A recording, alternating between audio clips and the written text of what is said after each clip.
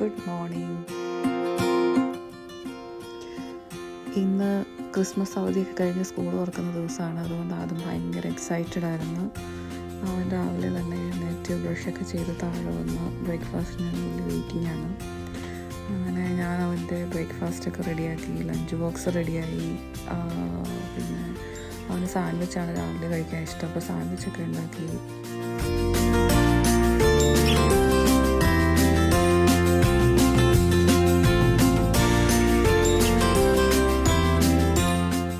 ചായയൊക്കെ ഇതാ റെഡിയായി വരുന്നു. ചായയൊക്കെ കുടിച്ച് അവനെ കൊണ്ടുവിടണം. രാവിലെ തന്നെ തൂക്കം റെഡി എണീക്കുന്നതിന് മുന്നേ കുറച്ച് പണികളൊക്കെ തീർക്കണം.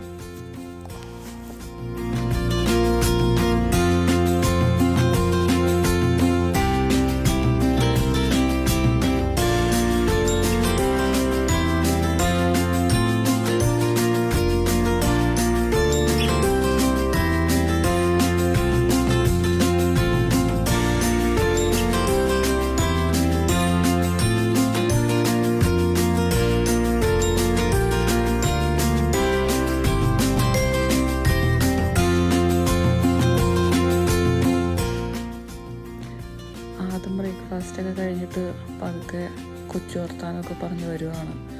സ്കൂളിൽ പോകാനാണെങ്കിൽ ഭയങ്കര സന്തോഷമാണ്. കാരണം 2 ആഴ്ച അവധിയായിരുന്നു. അവധിയൊക്കെ കഴിഞ്ഞ് ഫ്രണ്ട്സിനെ കാണാനായിട്ട് അവൻ എന്തും ചെയ്യാൻ റെഡിയാണ്. നമ്മളെന്ത് പറഞ്ഞാലും പുള്ളി റെഡിയായിരുന്നു.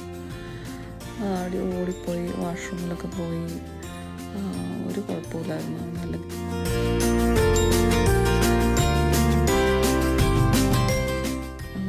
തന്നെ ഡ്രസ്സ് ഇടാനൊക്കെ ഭയങ്കര ഉത്സാഹമായിരുന്നു. കാരണം അവന് സ്കൂളിൽ പോകാണല്ലോ ഇത്രയും ദിവസം കൂടി. അങ്ങനെ മമ്മീനെ മിസ് ചെയ്യുമോ എന്നൊക്കെ ചോദിച്ചപ്പോൾ മമ്മീനെ മിസ് ചെയ്യും, പക്ഷേ ഞാൻ പോയില്ലെങ്കിൽ എനിക്ക് ഫ്രണ്ട്സിനെ എന്നെ മിസ് ചെയ്യുമെന്നൊക്കെയായിരുന്നു രാവിലത്തെ ഡയലോഗ്.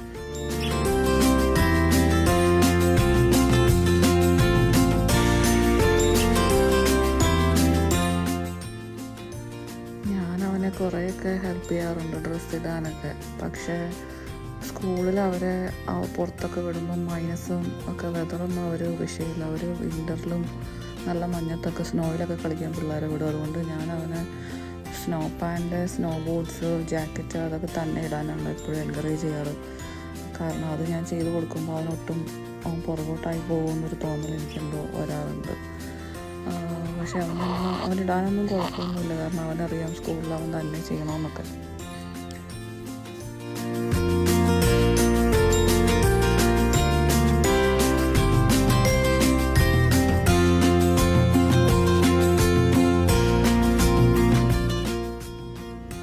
സ്നോ പാൻറ് ഇടാനൊക്കെ കുറച്ച് സമയം എടുത്താലും ആൾ പതുക്കെ ശ്രമിച്ച് അത് ചെയ്യും. ഞാൻ എന്തെന്ന് വെച്ചാൽ നേരത്തെ തന്നെ ഡ്രസ്സ് ഇടാനൊക്കെ തുടങ്ങും.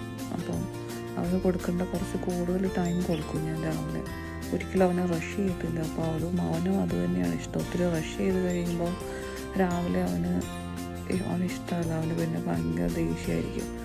അതുകൊണ്ട് നല്ല ടൈം കൊടുത്ത് എന്തായാലും 8:20, 8:24 ഒക്കെ ആവും സ്കൂൾ ബസ് വരാനായിട്ട്. അപ്പോൾ അതനുസരിച്ച് ഞാൻ ടൈം മാനേജ് ചെയ്ത് ഒരു 7:45 ആകുമ്പോഴേക്കും അവനോട് ഇട്ടോളാനൊക്കെ പറഞ്ഞു തുടങ്ങും.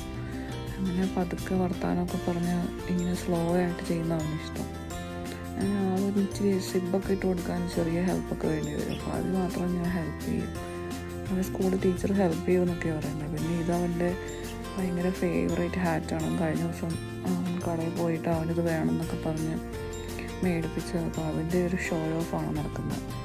എന്നാലും സമയമൊക്കെ നോക്കിയപ്പോൾ ഇനിയും സമയമുണ്ട്. കൊച്ചന്നേരവും ലൂക്ക ഉറക്കമായിരുന്നു.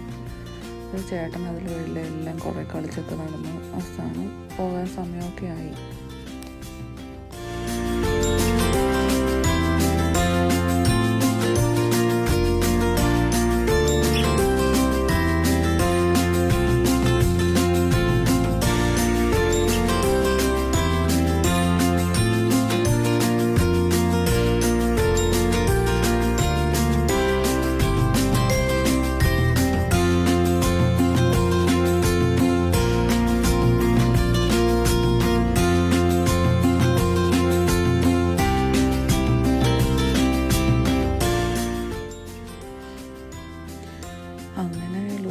എണീറ്റൊന്നും ഇല്ലായിരുന്നു. പിന്നെ ലൂക്കനെ ഞാൻ കാർ സീറ്റിലൊക്കെ ഇരുത്തി സ്ട്രോളറൊക്കെ കയറ്റണം. അവൻ കുഞ്ഞാണ്, അവൻ ഇന്ന് 48 ഡേയ്സ് ആയിട്ടുള്ളൂ. അപ്പോൾ അതുകൊണ്ട് അവനെ ചെറിയൊരു സ്വെറ്റർ പോലെ അതിലൊക്കെ കിടത്തി അപ്പോഴേക്കും അവൻ എണീറ്റ്. പിന്നെ കാർ സീറ്റിലോട്ട് ഇരുത്തണം. ഇപ്പോൾ ചേട്ടനിതൊക്കെ കണ്ടുകൊണ്ടിരിക്കുക എന്നുള്ളതാണ് ചേട്ടൻ്റെ മെയിൻ പരിപാടി. അവനെ കണ്ണ് തുറക്കുക, അവനൊന്ന് എണീറ്റ് കിട്ടുക. കണ്ണ് തുറന്നു കഴിഞ്ഞാൽ പിന്നെ ചേട്ടനെ കളിപ്പിക്കണം. അങ്ങനെ ചേട്ടൻ അനിയനെയും കളിപ്പിച്ച് ഇങ്ങനെ ഇരിക്കും.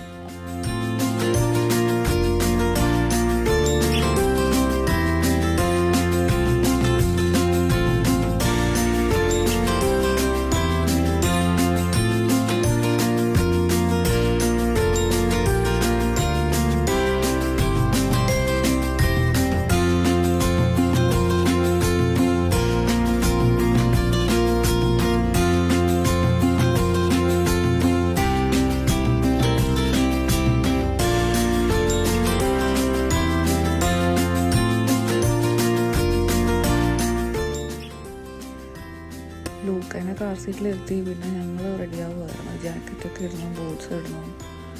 അങ്ങനെ വിൻ്ററായി കഴിഞ്ഞാൽ പിന്നെ നമുക്കിതൊരു പരിപാടിയാണ്.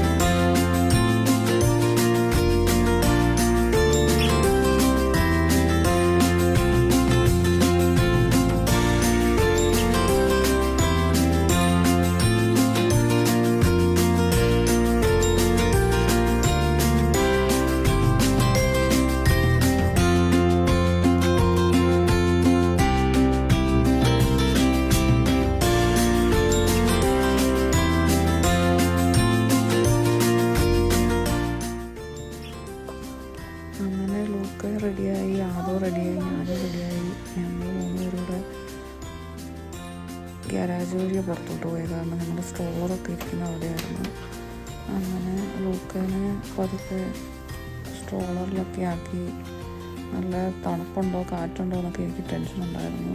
കാരണം ലൂക്ക ചെറുതായതുകൊണ്ട് തണുപ്പുമായതുകൊണ്ട്. പക്ഷേ വലിയ കാറ്റൊന്നും ഇല്ലായിരുന്നു.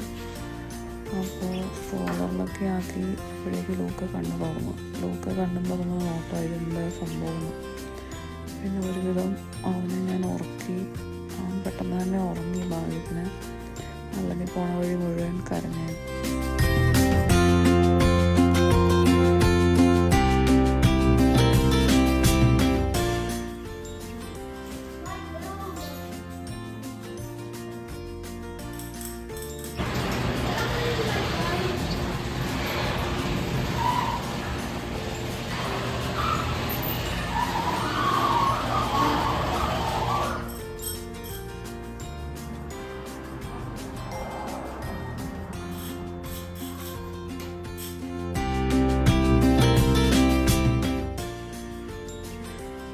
കുറച്ച് നേരമൊക്കെ ഗ്യാരേജിൽ വെയിറ്റ് ചെയ്തിരുന്നു. ഞങ്ങൾ സമയമായപ്പോഴേക്കും പതുക്കെ ഇറങ്ങി.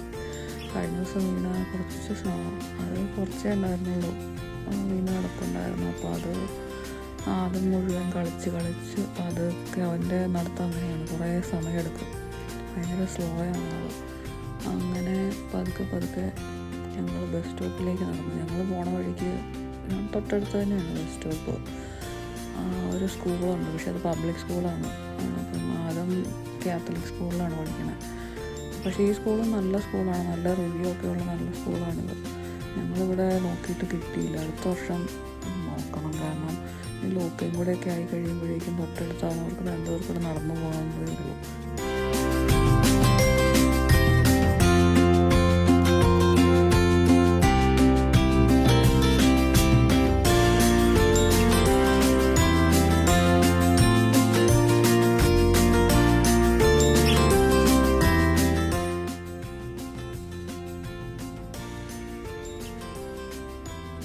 ഇതാണ് നമ്മുടെ അടുത്തുള്ള പബ്ലിക് സ്കൂള്.